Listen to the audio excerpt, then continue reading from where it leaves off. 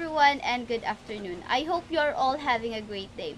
So today we will have another discussion under the Unit 4, Teacher-Students Interaction. So we will focus more on building rapport. I hope you're all ready to learn. So before we start with our lesson, let us proceed to our objectives. At the end of the lesson, the student will be able to discuss the importance and impact of building rapport between teacher and student. Demonstrate problem-solving skills by collaboratively generating and presenting strategies to address classroom situation where learners feel left out. Express appreciation for positive teacher behavior that build trust and connection by sharing personal experiences during Rapport web game. So in our previous lesson, we tackled about the communication skills. As we all know, communication skills are very important in order to have an interaction inside or outside of the classroom, especially if you are a teacher. Now we will tackle about building rapport. Now when we say rapport, what comes into your mind? Okay, so when we say rapport, it is the mutual trust, respect, and positive connection between individuals. So in this matter, it will be the teachers and the students. Rapport inside the classroom can makes the classroom feels more safe, supportive, and very motivating. Teachers with rapport are very approachable, they are fair, and they display genuine interest in their learners group. According to Kat Miller in Scholar Camp 2007, they defined rapport as the feeling between two individuals that encompasses mutual trustworthy and pro-social life. So trust are earned, right? So it's not that easy, but it is not hard. You just have to show your true feelings and always show empathy to other person. Similarly, Faranda and Clark 2004 defined it as the ability to maintain harmonious relationship based on the affinity for others. So when we say affinity, according to Bell and Daly, it is the active social communicative process which an individual attempts to get others to like and feel positive towards them. So as a teacher, one of the goal that you should have is to have a harmonious school environment. So there should always have respect between the teacher and the students. Why does building rapport important? Or was it really important? If your answer is yes, you are correct. Having or building rapport inside the classroom is very important. According to the study, Diary for 2014, state that rapport between the student and instructor can be a significant factor of the overall learning and success of an individual student. So just like what I said earlier, a classroom with rapport feels more safe, supportive, and very motivating.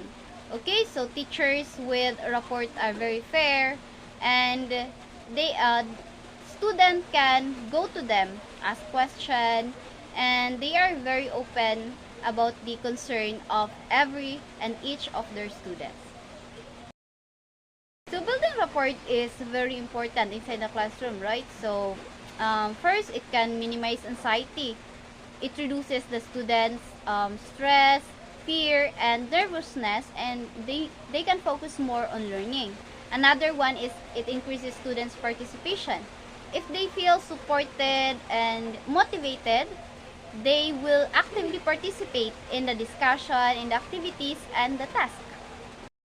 Another is structure and encourages social interaction, so which includes organizing activities that help the students work together, communicate, and build relationship. Another one is to foster positive learning environment. So creating a classroom atmosphere that is safe, supportive, and motivated. And another one is increased learning. So, enhancing student knowledge, skills, and understanding through effective teaching practices. Now, how to build a rapport to the students? First is that teacher must know their names.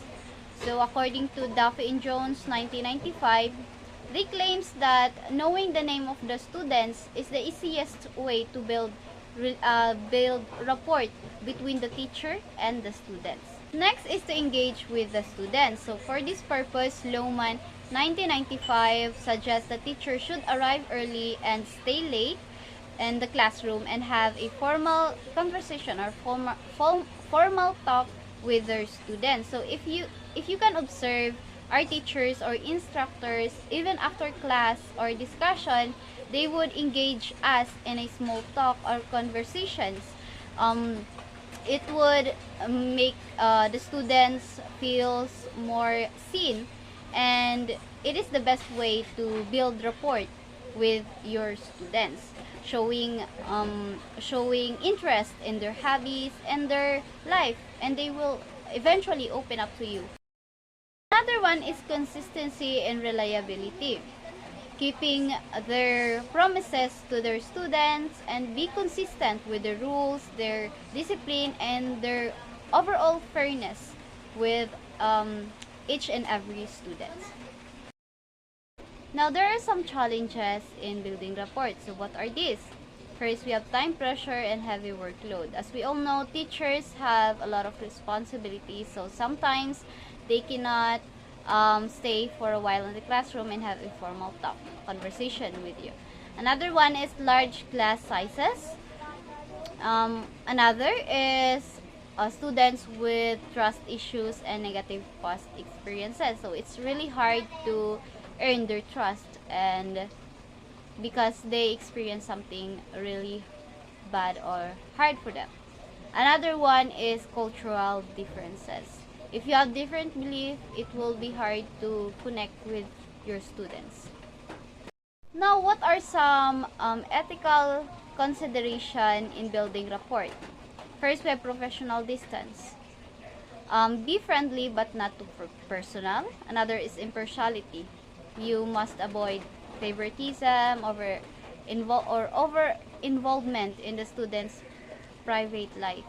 Another is professional conduct. Always uphold fairness, respect, and professionalism. So, you can always be close with your students, but let them know that you still have the authority over them and they must respect you more than you respect them. So, that's it for our discussion. I hope you understand the lesson.